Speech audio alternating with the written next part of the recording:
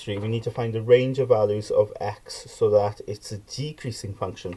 In other words, the curve is going downwards, yeah?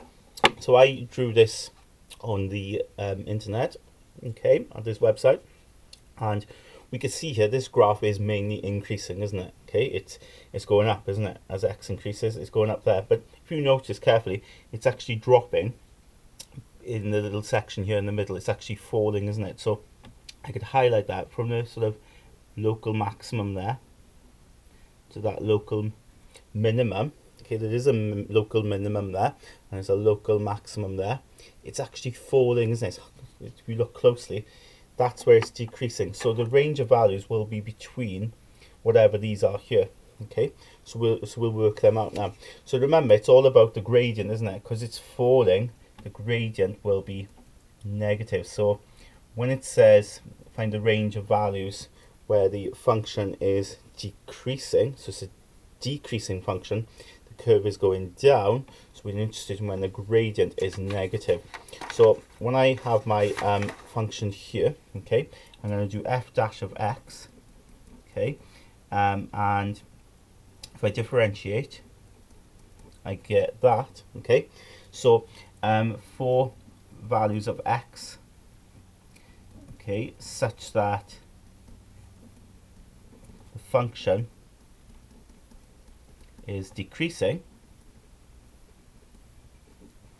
we need to be concerned about when f dash of x is less than 0. Okay, so in other words, 3x squared minus 2x minus 1 is less than 0.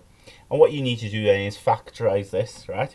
Because we need to sort of put that into brackets, yeah?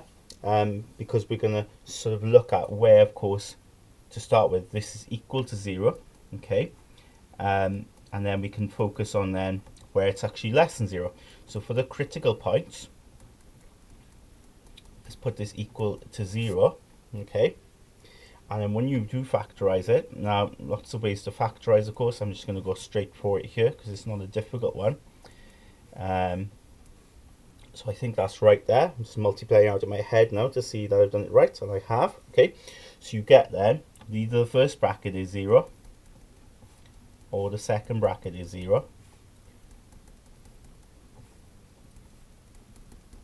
Okay, so we get that there, okay, when you solve it.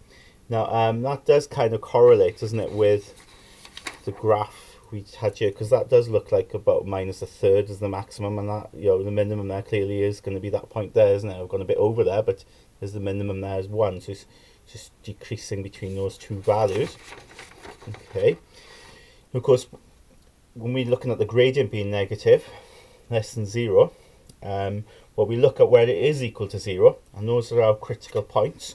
So if I draw my quadratic, which of course represents the gradient values, okay, so I've got minus a third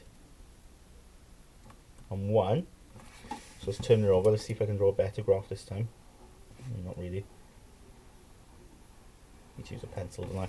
Okay, so I've got that there, yeah. Now, of course, where it's less than 0, will be here, won't it? Okay, so the gradient, this is modeling the gradient here, okay? The gradient is negative between these two values. So of course that's one contained region, so x has got to be less than 1, but greater than minus third. So it's going to be contained in there, and there's my solution for when the function is decreasing.